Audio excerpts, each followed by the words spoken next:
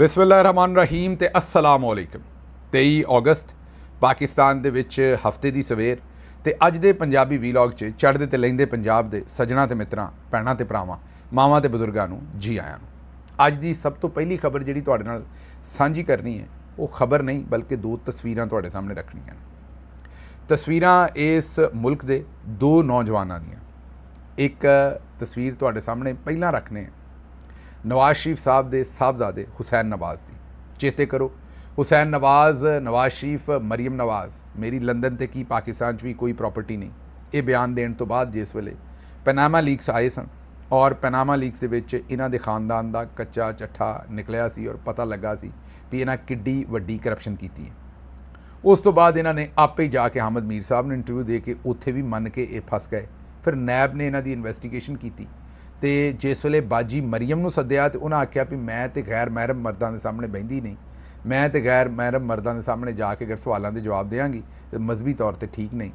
तो उन्होंने ये बहाना किया। हुण अजकल बाजी जिहड़ी है वो साडे लई ते बड़े एहतराम की जगह ते ने, लेकिन पूरी दुनिया दे विच गैर महरम मर्दां दे नाल हत्थ भी मिलाते हैं, मुलाकातां भी करते हैं, वो मीटिंग्स भी करते हैं, 1-on-1 मीटिंग्स भी करते हैं। हुण तुहानूं वो सारा कुछ किते भी हुंदा नज़र नहीं आ रहा। बहरहाल अगे उन्हां दे भरा दी जिहड़ी तस्वीर सी वो तस्वीर किसी ने उस वेले लीक कर छड्डी। तस्वीर की सी कि वो कुर्सी ते बैठे ने, नाल टिशू पेपर का डब्बा पिया होया, नाल पानी का गिलास पिया होया, ज़ाहिर है एसी चल रहा सी कमरे च, सामने उन्हां दे जिहड़े ने कोई लोकी बह के उन्हां दे कोलों इंटरव्यू कर रहे हैं। वो तस्वीर लीक हो गई उस कमरे चों, वास्कट पा के बिल्कुल कुर्सी ते साहब बन के बैठे ने और जाहिर है सवालों के जवाब देन गए सन उत्थे कि वो उनकी प्रॉपर्टी मेरी लंदन ते की पाकिस्तान भी प्रॉपर्टी नहीं, कि भाई ये कित्थों निकल आई। फिर सुप्रीम कोर्ट च इन्होंने कहा कि ऊंठां ते पैसा गया सी ते कतरी खत ते फलाना ते वो सारे झूठ मारे, सारे जाली ट्रस्ट डीड, वो कैलबरी फॉन्ट और वो सारा तुहानूं याद है। लेकिन पाकिस्तान जिहड़े टाउट सहाफ़ी सन, जिहड़े कुछ तो जरनैली ने, कुछ शरीफी सहाफ़ी भी ने, वो जिहड़े शुरफा सन सारे उन्होंने रौला पा छड़िया। उन्होंने कहा वेखो ये तस्वीर, उन्होंने कहा वेखो ये तस्वीर है किड्डा वड्डा जुल्म हो गया। उन्होंने पाकिस्तान ये तस्वीर नूं जमहूरीयत दे उत्ते, पाकिस्तान की इखलाकी इकदार दे उत्ते उन्होंने करबला दे लागे लागे पहुँचा दिता। इस जुल्म नूं इंज कीता भी जिवें करबला अरगा जुल्म जिहड़ा है वो हुसैन नवाज की कुर्सी ते बैठिया तस्वीर लीक हो गई। उस बाद चेते करो जदों मैनूं चुक्या सी ते बड़ा शदीद मारन कुट्टण तो बाद रात नूं मेरी तस्वीर रिलीज़ की गई एक हवाला च बहा के। उस वेले मैं बिल्कुल अधमुआ होया सा ते बुरा हाल सी मेरा, मैनू कोई समझ नहीं सी कि हो की रहा इधर उधर। तो मैनू उन्होंने कहा जी बह जाओ तुहाडी तस्वीर लैनी है। ये मेरे कोलों मैनू बहा के आप तस्वीर लाई गई सी। मैनू तो उदों नहीं सी पता, अंदर बाद बाहर आके वेख्या तो पता लगा भी वो तस्वीर जान के साडे जिहड़े जनरल साहबान सन उन्होंने रिलीज़ की सी, क्योंकि वो सारिਆਂ ਨੂੰ दसना चाहुंदे सन भी ऐ करांगे तुहाडे नाल। अच्छा वो तस्वीर तो पहला मैं ज़ाहिर लम्मा पिया सा, डिग्या सा, जो भी तुसी कहना है, तो मैनू लिया के बहाया गया। मेरा एंगल मैनू आख्या भी इत्थे बहना तुसी, इधरों इधर नहीं होना। और उस तो बाद बाहरों तस्वीर खिंची गई और उन्होंने रिलीज़ किया गया, सिर्फ ये विखाउण वास्ते भी ए इबरत का निशाना बना देंगे जिहड़ा भी कोई आज़ाद ख्याल या आज़ाद आवाज़ रखना चाहेगा। असी आज़ादी अंग्रेज़ कोलों तो लै ली सी, अगले आंदे भी नहीं देनी तुहानूं, तुसी आज़ाद गल नहीं कर सकते। अंग्रेज़ फिर भी माड़ी चंगी करन दिंदा सी, आंदे ने भी असी नहीं करन देनी, असी काटे साहब हैं, असी नहीं करन देनी, जो असी आने वही बोलो। चलो खैर साडी गल भी पुरानी हो गई, हुसैन नवाज साहब की भी पुरानी हो गई। हुण नवीं तस्वीर वेख लो, ये शाह रेज़ दी अलीमा खानम का बेटा है। यह वीडियो भी नाल नाल वेख लो, उन्होंने किंज कसाइयां तरह खिंच रहे हैं हत्थ दे विच हथकड़ी पा के। मैनूं अज तक याद है कि जानबूझ के जिस वेले मैनूं अदालते लैके जाते सन तो धक्के मारते सन, तो वो जिहड़ियां हथकड़ियां लगियां वो पीचियां जांदियां, मतलब कि बहुत ज़्यादा वो घुटियां जांदियां सन ते खिंचते सन सीढ़ियां दे उत्ते। पिछे पब्लिक हुंदी सी, बड़ी सारी पब्लिक भी इन्हां दी सिक्योरिटी वाले, और उन्होंने पिछे ज़ाहिर सहाफ़ी हुंदे सन, धक्के वजदे सन ते वो जंजीर खिंचते सन। तो जदों मैं वापस आंदा सारे सुजे हुंदे सन, गुट छिले हुंदे सन और सुजे हुंदे सन, और हड्डी जिहड़ी है ये कलाई दी दर्द हो रही हुंदी सी। और अज जिस वेले मैं वो वेख्या जिस तरीके नाल इमरान खान दे भांजे नूं वो हथकड़ियां ला के खिंच रहे हैं, वो अपनी फैमिली नाल मिलण वास्ते सज्जे पासे होना चाह रहे, उन्होंने खिंच के खब्बे पासे लैके जाते जिवें किसी जानवर नूं डंगर नूं खिंचीदा। ਇਹ वो दो तस्वीरां ने, यह तुहानूं दसदियां ने कि अगर तुहाडे पिछे शराफिया है या जनरल साहबान खलोते ने तो तुहाडी एक मोतबर तस्वीर नूं भी वो जुल्म बना के पेश करनगे, या मोतबर ना कहो एक कबूल काबिल कबूल सूरत हाल की तस्वीर नूं। तो अगर जनरल साहबान तुहाडे खिलाफ खड़े हो गए ने किसी वजह तो भी, उन्होंने तुहाडे ते गुस्सा आ गया, ज़मीनी खुदा ने ना आंदे जुने कि माफ़ी मंगोगे तो फरिश्ता बना देंगे वरना शैतान बना देंगे, तोबा नाउज़ बिल्ला, रब होने का ही तकरीबन दावा है।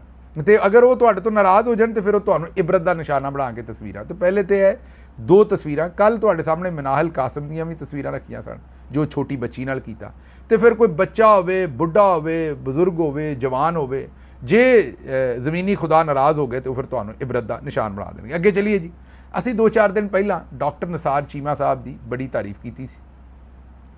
ज़ाहिर तारीफ उन्होंने मैरिट से की सी, उन्होंने तारीफ वाला काम किया सी, पर लगता भी हुण हथ जोड़ के तारीफ वापस लैनी पैनी। तारीफ असी की सी कि उन्होंने फार्म 47 जारी करने की ऑफर की गई, उन्होंने इनकार कर दिता। वो तारीफ उस मैरिट से है और उस जगह पर असी क्योंकि सच्ची गल की सी उत्थे खलोते हैं। हुण नवीं खबर की आई है कि पाकिस्तान असूल की सियासत का जनाजा NA-66 वजीराबाद 8 फरवरी 2024 ਨੂੰ PTI ਦੇ अहमद ਚੱਠਾ भारी लीड ਦੇ ਨਾਲ ਜਿੱਤੇ ਸਨ। डॉक्टर निसार चीमा ਨੂੰ शिकस्त उन्होंने तस्लीम की। उन्होंने जो ऑफर की कि तुहानूं फार्म 47 देने, उन्होंने कहा मैं नहीं लैना, मैं हार गया, अहमद ਚੱਠਾ जित गया, उन्होंने जित मुबारक, असीं इन्हां दी सताइश की सी।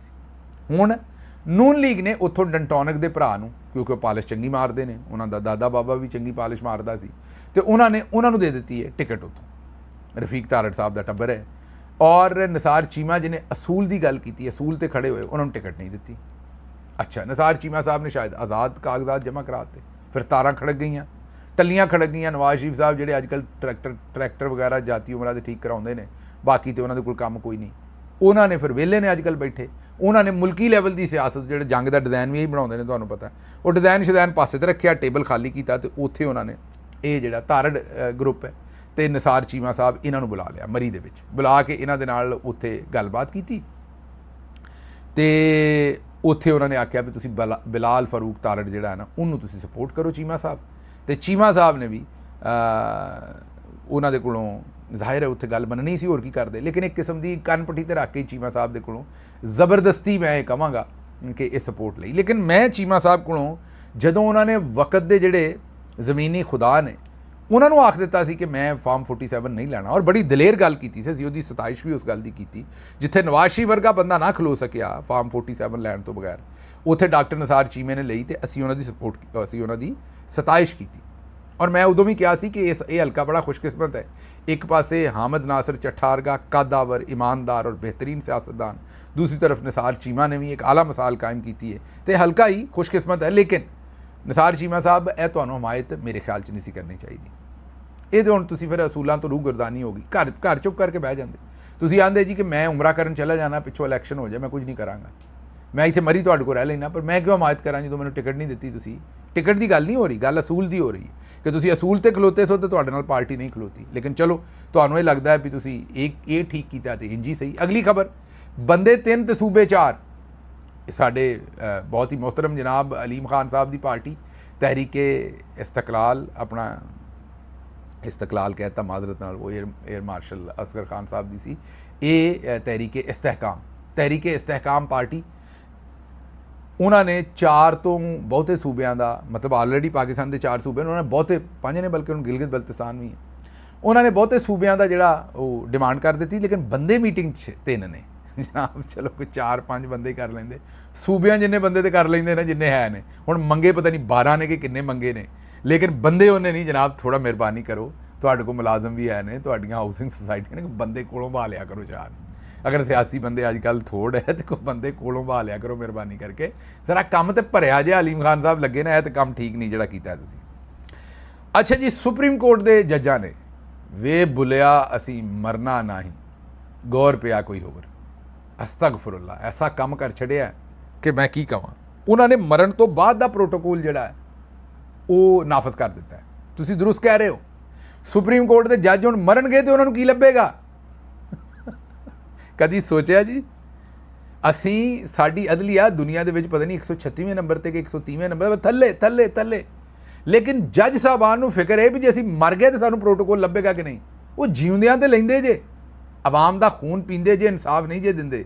130वें 36वें 35वें नंबर ते जे दुनिया च, मरण तो बाद भी प्रोटोकॉल। ऐ सुनो, सुप्रीम कोर्ट के जज की वफात के बाद जिहड़े इंतजामात करने होंदे ने, कफन, दरी, ਸਮਝੋ, ਠੰਡਾ ਪਾਣੀ, ਕੋਈ ਜ਼ਰਾ ਥੋੜ੍ਹੀ ਜਿਹੀ ਹਲਕੇ ਪਾਣੀ ਵਾਲੀ ਮੁਰਗੀ ਸ਼ੁਰਗੀ ਰੋਗਨੀ ਨਾਨ ਦਫਨਾਉਣ ਤੋਂ ਬਾਅਦ ਜਿਹੜੇ ਖਵਾਉਣੇ ਹੁੰਦੇ ਨੇ, ਫਿਰ ਕੋਈ ਚੰਗਾ ਆਲਮੇ ਦੀਨ ਲਿਆ ਕੇ ਉਹਨਾਂ ਦੇ ਕੋਲੋਂ ਉੱਥੇ ਇਹ ਨਾ ਖੁਤਬਾ ਵਗੈਰਾ, ਉਹ ਮਾਲ ਹੀ ਲੱਗਦਾ ਨਾ, ਪੈਸੇ ਲੱਗਦੇ ਨੇ ਸਾਰੇ।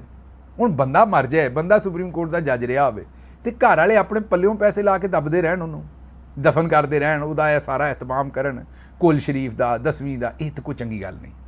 ਵੇਖੋ ਨਾ, ਵਸੀਤਰ ਮੁਲਕੀ ਮਫਾਦ 'ਚ ਬੰਦਾ ਜੀਆ ਹੈ, ਵਸੀਤਰ ਮੁਲਕੀ ਮਫਾਦ 'ਚ ਉਹ ਮਰਿਆ ਹੈ, ਸੁਪਰੀਮ ਕੋਰਟ ਦਾ ਜੱਜ ਰਿਹਾ, ਅਤੇ ਤੁਸੀਂ ਅਫੋਰਡ ਕਰੋ ਨਾ, ਆਵਾਮ ਅਫੋਰਡ ਕਰੇ ਨਾ।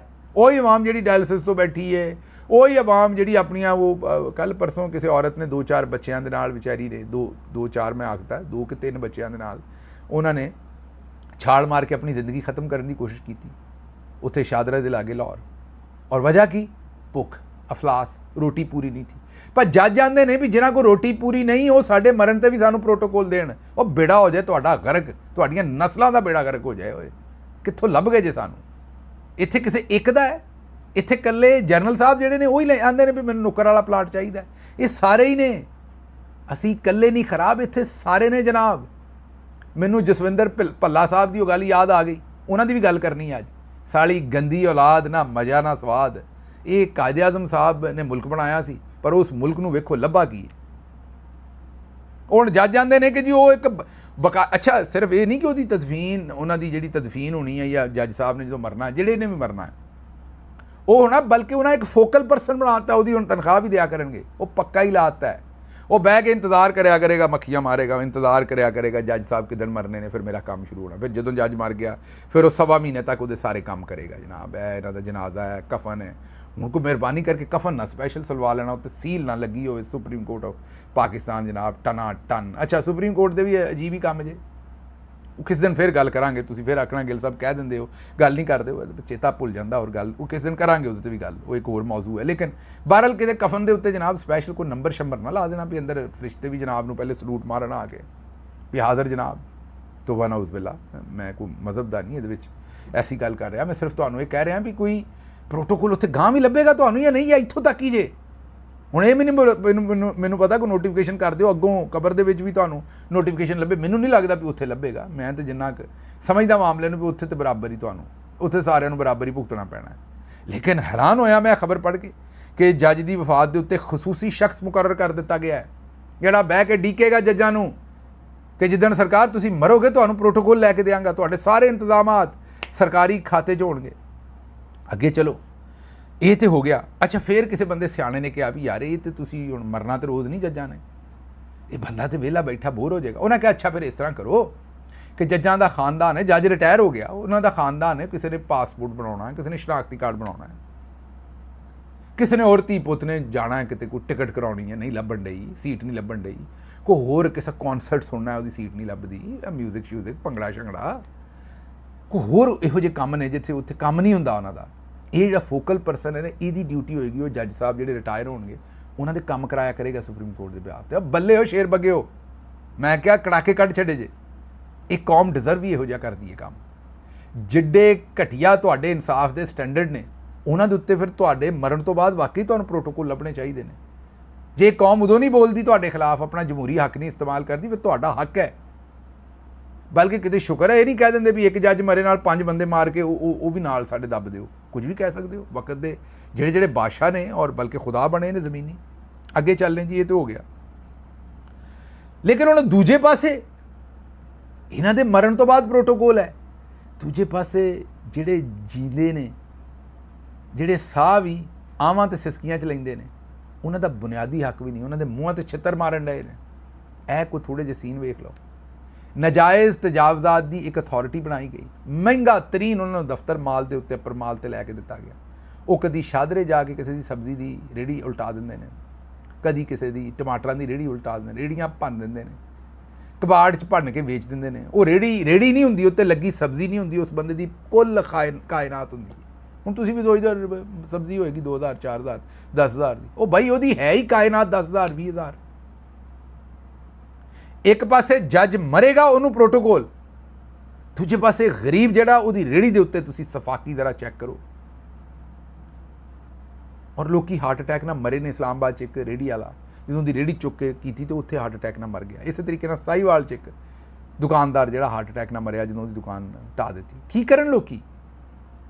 ਕੋਈ ਤੁਸੀਂ ਜੀਣ ਦਾ ਲੋਕਾਂ ਦੇ ਕੋਲ ਜਿਹੜਾ ਉਹ ਸਫਾਕਾਨਾ ਇਹ ਨਵੀਂ ਜਿਹੜੀ ਤੁਸੀਂ ਕੋਈ ਇਹ ਮਰੀਮ ਨਵਾਜ਼ ਨੇ ਨਵੀਂ ਕੋਈ ਬਣਾਈ ਹੈ ਜਿਹੜੀ ਇੱਕ ਫੋਰਸ ਬਣਾ ਦਿੱਤੀ ਹੈ, ਇਨਫੋਰਸਮੈਂਟ ਫੋਰਸ ਕਿ ਕਿਹੜੀ ਜਿਹੜਾ ਕਿਸੇ ਵੱਡੀ ਹਾਊਸਿੰਗ ਸੁਸਾਇਟੀ ਨੂੰ ਪੁੱਛਦੇ, ਕਿਸੇ ਵੱਡੇ ਸਾਹੂਕਾਰ ਨੂੰ ਨਹੀਂ ਪੁੱਛਦੇ, ਕਿਸੇ ਵੱਡੇ ਬੰਦੇ ਨੂੰ ਨਹੀਂ ਪੁੱਛਦੇ, ਲੇਕਿਨ ਗਰੀਬ ਦਾ ਥੜਾ, ਗਰੀਬ ਦੀ ਰੇਹੜੀ, ਗਰੀਬ ਦੀ ਦੁਕਾਨ ਉਹ ਸਾਰੇ ਢਾਈ ਆਉਂਦੇ ਨੇ, ਤਬਾਹੀ ਕਰੀ ਆਉਂਦੇ ਨੇ। ਅੱਛਾ, ਇੱਧਰ ਹੁਣ ਗੌਰ ਕਰਨਾ, ਜੱਜਾਂ ਦਾ ਤੁਹਾਨੂੰ ਕਾਰਨਾਮਾ ਦੱਸ ਦਿੱਤਾ, ਮਾੜਿਆਂ ਦੇ ਨਾਲ ਜੋ ਹੋ ਰਿਹਾ ਇੱਥੇ ਉਹ ਕਾਰਨਾਮਾ ਦੱਸ ਦਿੱਤਾ। ਅਸੀਂ ਡੰਗਰਾਂ ਨਾਲ, ਜਾਨਵਰਾਂ ਨਾਲ ਵੀ ਮਾੜਾ ਕਰਨੇ ਆ। ਅਸੀਂ ਕਿਹੋ ਜਿਹੇ ਘਟੀਆ ਲੋਕ ਹਾਂ, ਅਸੀਂ ਉਹਨਾਂ 'ਤੇ ਵੀ ਮਤਲਬ ਜਿਹਦਾ ਜਿੱਥੇ ਜ਼ੋਰ ਚੱਲਦਾ ਹੈ। ਹੁਣ ਮਾੜੇ ਦੀ ਗੱਲ ਹੋਣ ਡਈ ਸੀ, ਅੱਗੋਂ ਮਾੜੇ ਦੀ ਸੁਣ ਲਓ, ਉਹ ਆਪਣੇ ਤੋਂ ਮਾੜੇ ਨਾਲ ਕੀ ਕਰਦਾ ਹੈ। ਕਸੂਰ ਦੇ ਇਲਾਕਾ ਕਤੋਲੋਈ ਕਲਾਂ, ਉਹਦੇ ਵਿੱਚ ਖੇਤ ਦੇ ਵਿੱਚ ਕੋਈ ਚਾਰਾ ਖਾਣ ਵਾਸਤੇ ਗਧਾ ਵਿਚਾਰਾ ਜਾ ਵੜਿਆ, ਉਹਦੀ ਲਾਤੀ ਵੱਢ ਦਿੱਤੀ ਉਹਨੇ। ਲੱਖ ਦੀ ਲਾਹਨਤ ਤੇਰੇ ਉੱਤੇ, ਲੱਖ ਦੀ ਲਾਹਨਤ ਮੂਰਖਾ। ਅੱਗੇ ਮੈਂ ਤੁਹਾਨੂੰ ਦੱਸਿਆ ਸੀ ਊਂਠਾਂ ਦੀ, ਕਿਸੇ ਮੱਝ ਦੀ, ਉਹ ਬੇਜ਼ੁਬਾਨ ਨੇ, ਉਹਨਾਂ ਨੂੰ ਕੀ ਪਤਾ ਵੀ ਇਹ ਮੇਰੀ ਪੈਲੀ ਹੈ ਕਿਸੇ ਹੋਰ ਦੀ, ਮਤਲਬ ਮੇਰੇ ਮਾਲਕ ਦੀ ਹੈ ਕਿਸੇ ਹੋਰ ਦੀ ਹੈ। ਉਹ ਰੱਬ ਨੇ ਤੈਨੂੰ ਦਿੱਤਾ, ਰੱਬ ਦਾ ਦਿੱਤਾ ਖਾਣ ਡਿਆ ਹੈ ਨਾ। ਚਲੋ ਤੂੰ ਮੋੜ ਦੇ, ਚਲੋ ਇੱਕ ਡੰਡਾ ਮਾਰ ਦੇ, ਨਹੀਂ ਮਾਰਨਾ ਚਾਹੀਦਾ ਉਹ ਵੀ, ਪਰ ਚੱਲ ਤੂੰ ਇੱਥੋਂ ਤੱਕ ਚਲਾ ਜਾ ਯਾਰ। ਲਾਤੀ ਵੱਢ ਦਿੱਤੀ ਹੈ। ਪਤਾ ਨਹੀਂ ਕਿੱਥੋਂ ਕੌਣ ਨੇ ਲੋਕ, ਫਿਰ ਆਉਂਦੇ ਨੇ ਸਾਡੇ ਨਾਲ ਇਨਸਾਫ ਨਹੀਂ ਹੁੰਦਾ। ਫਿਰ ਵਾਕਈ ਤੁਸੀਂ ਇਸੇ ਕਾਬਲ ਜਿਹੋ ਜਿਹੇ ਜੱਜ ਤੁਹਾਨੂੰ ਲੱਭੇ ਨੇ ਜਿਹੜੇ ਮਰਨ 'ਤੇ ਵੀ ਪ੍ਰੋਟੋਕੋਲ ਲੈਣ ਡਏ ਨੇ। ਇਹ ਹੁਕਮਰਾਨ ਜਿਹੜੇ ਤੁਹਾਡੇ ਸਿਰਾਂ 'ਚ ਦਿਨ ਰਾਤ ਛਿੱਤਰ ਮਾਰਦੇ ਨੇ, ਫਿਰ ਇਸੇ ਕਾਬਲ ਨੇ ਫਿਰ ਇਮਰਾਨ ਖਾਨ ਪਤਾ ਨਹੀਂ ਕਿਹਦੇ ਵਾਸਤੇ ਉੱਥੇ ਏਡੀ ਕੁਰਬਾਨੀ ਦੇਣ ਡਿਆ, ਜੇ ਤੁਸੀਂ ਆਪਣੀਆਂ ਹਰਕਤਾਂ ਰੱਖਣੀਆਂ ਨੇ। ਨਾ ਗਰੀਬ ਨੂੰ ਛੱਡਦੇ ਜੇ, ਰੇਹੜੀ ਵਾਲੇ ਨੂੰ, ਨਾ ਡੰਗਰ ਨੂੰ ਛੱਡਦੇ ਜੇ। ਜਿਹਦੇ ਕੋਲ ਜਿੰਨੀ ਤਾਕਤ ਹੈ ਉਹਨੂੰ ਪੂਰਾ ਵਰਤ ਕੇ ਉਹ ਜਿਹੜਾ ਰਾਜ਼ੀ ਹੈ। ਉਹ ਕੱਲ ਪਰਸੋਂ ਬੱਚੀ ਮਿਨਾ ਕਾਸਮ ਜਿਹੜੀ ਹੈ 4-5 ਸਾਲ ਦੀ ਬੱਚੀ, ਉਹਨੂੰ ਚੁੱਕ ਕੇ ਥਾਣੇ ਦੇ ਦਿੱਤਾ। ਉੱਥੇ ਉਹ ਨਦੀਮ ਕੰਬੋ ਜਿਹੜਾ SHO ਹੈ ਉਹਦੀ ਹਾਲਤ ਵੇਖ ਲਓ। ਅੱਗੋਂ ਇਹ ਇੱਕ ਖੂਬਸੂਰਤ ਤੁਹਾਨੂੰ ਤਸਵੀਰ ਵਿਖਾ ਦਈਏ ਇੱਕ ਪਾਕਿਸਤਾਨ ਦੀ। ਰੇਹੜੀ ਵਾਲਾ ਬਜ਼ੁਰਗ ਹੈ, ਮਜ਼ਦੂਰ ਹੈ, ਰੇਹੜੀ ਢੋ ਕੇ ਲੱਕ ਦੋਹਰਾ ਹੋ ਗਿਆ, ਪਰ ਇਹ ਉਹਨਾਂ ਜੱਜਾਂ ਤੋਂ ਚੰਗਾ ਜੇ। ਪਤਾ ਨਹੀਂ ਕਿਵੇਂ ਮਜ਼ਦੂਰੀ ਕਰਦਾ। ਇਹਦੀ ਉਹ ਰੇਹੜੀ, ਇਹਦੀ ਉਹ ਸਾਰੀਆਂ ਚੀਜ਼ਾਂ ਦੇ ਪਿੱਛੇ ਸ਼ਰਾਫੀਆ ਪਈ ਜਾਂਦੀ, ਢਾਉਣੀ ਹੈ, ਤਜਾਵਜ਼ਾਤ ਨੇ, ਪਰ ਉਸ ਦੇ ਬਾਵਜੂਦ ਜਿਸ ਵੇਲੇ ਸਲਾਬ ਦੇ ਵਿੱਚ ਲੋਕਾਂ ਦੇ ਘਰ ਰੁੜੇ ਨੇ ਤੇ ਇਹਨੇ ਜੇਬ 'ਚ ਬਟੂਆ ਕੱਢ ਕੇ ਉਹਨਾਂ ਦੀ ਮਦਦ ਕਰਨ ਦੀ ਕੋਸ਼ਿਸ਼ ਕੀਤੀ। ਗਰੀਬ ਸੀ ਨਾ, ਉਹਨੂੰ ਦੂਜੇ ਗਰੀਬ ਦਾ ਅਹਿਸਾਸ ਹੋਇਆ। ਬੜੇ ਬੜੇ ਸਾਹੂਕਾਰਾਂ ਨੇ ਬਟੂਏ ਨਹੀਂ ਕੱਢੇ, ਲੇਕਿਨ ਉਹਨੇ ਬਟੂਆ ਕੱਢ ਕੇ ਉਹਦੇ ਵਿੱਚੋਂ ਪੈਸੇ ਦਿੱਤੇ ਨੇ ਕਿ ਯਾਰ ਕੋਈ ਰਾਸ਼ਨ, ਕੋਈ ਹੋਰ ਮਾਮਲਾ ਜਿਹੜਾ ਲੋਕਾਂ ਦਾ ਨਹੀਂ ਹੈ ਉਹਨਾਂ ਨੂੰ ਮੈਂ ਦੇ ਦਿਆਂ। ਮੇਰੇ ਖਿਆਲ ਸ਼ਾਇਦ ਅਗਰ ਸੁਸਾਇਟੀ ਚੱਲ ਰਹੀ ਹੈ ਤੇ ਉਹ ਹੈ ਜਿਹੜਾ ਪਰਸ ਨਿਕਲਿਆ ਇਹਦੇ 'ਚੋਂ ਮੈਨੂੰ ਨਹੀਂ ਪਤਾ 10 ਰੁਪਈਏ ਨਿਕਲੇ ਨੇ, 50 ਨਿਕਲੇ ਨੇ, 100 ਹੈ, 1000 ਹੈ, ਕਿੰਨੇ ਪੈਸੇ ਦਿੱਤੇ ਨੇ ਇਹਨਾਂ ਨੇ। ਮਜ਼ਦੂਰ ਹੈ ਜਿਹੜਾ। ਲੇਕਿਨ ਅਸਲ ਮੈਨੂੰ ਲੱਗਦਾ ਹੈ ਵੀ ਪਾਕਿਸਤਾਨ ਇਹ ਹੀ ਬੰਦਾ ਪਾਕਿਸਤਾਨ ਚਲਾ ਰਿਹਾ। ਅਸਲ ਪਾਕਿਸਤਾਨ ਦਾ ਆਈਡੀਆ ਇਹ ਹੈ, ਅਸਲ ਪਾਕਿਸਤਾਨ ਦੀ ਤਸਵੀਰ ਇਹ ਹੈ। ਇਹ ਜੱਜ ਨਹੀਂ ਜਿਹੜੇ ਮਰਨ 'ਤੇ ਪ੍ਰੋਟੋਕੋਲ ਲੈਂਦੇ ਨੇ। ਆਖਰ 'ਤੇ ਜਸਵਿੰਦਰ ਭੱਲਾ ਸਾਹਿਬ ਉਹ ਵਫਾਤ ਪਾ ਗਏ ਨੇ ਤੇ ਆਪਣੇ ਪੈਦਾ ਕਰਨ ਵਾਲੇ ਦੇ ਕੋਲ ਅੱਪੜ ਗਏ ਨੇ। ਬੜੇ ਵਰਸਟਾਈਲ ਐਕਟਰ ਸਨ, ਬੜਾ ਇੰਜੋਏ ਕੀਤਾ ਬਚਪਨ 'ਚ ਉਹਨਾਂ ਦੀਆਂ ਫਿਲਮਾਂ ਨੂੰ। ਮਸ਼ਹੂਰ ਉਹਨਾਂ ਦੇ ਡਾਇਲੋਗ ਸਨ, ਸਾਲੀ ਗੰਦੀ ਔਲਾਦ, ਨਾ ਮਜ਼ਾ ਨਾ ਸਵਾਦ, ਢਿੱਲੋਂ ਨੇ ਕਾਲਾ ਕੋਟ ਐਵੇਂ ਨਹੀਂ ਪਾਇਆ। ਜਿਨ੍ਹਾਂ ਨੇ ਪੰਜਾਬੀ ਫਿਲਮਾਂ ਵੇਖਦੇ ਨੇ ਇੰਡੀਅਨ, ਉਹਨਾਂ ਨੂੰ ਪਤਾ ਹੈ ਬੜੇ ਵਰਸਟਾਈਲ ਐਕਟਰ ਸਨ। ਸਾਡੇ ਵੱਲੋਂ ਉਹਨਾਂ ਦੀ ਸਤਾਇਸ਼, ਉਹਨਾਂ ਦੀ ਖਾਨਦਾਨ ਨੂੰ ਪੁਰਸਾ, ਲੇਕਿਨ ਚੰਗਾ ਕੰਮ ਕਰਕੇ ਗਏ ਨੇ, ਚੰਗਾ ਨਾਂ ਕਮਾ ਕੇ ਗਏ ਨੇ ਭੱਲਾ ਸਾਹਿਬ। ਮੈਨੂੰ ਇੱਥੋਂ ਦਿਓ ਇਜਾਜ਼ਤ, ਤੇ ਰੱਬ ਰੱਖ।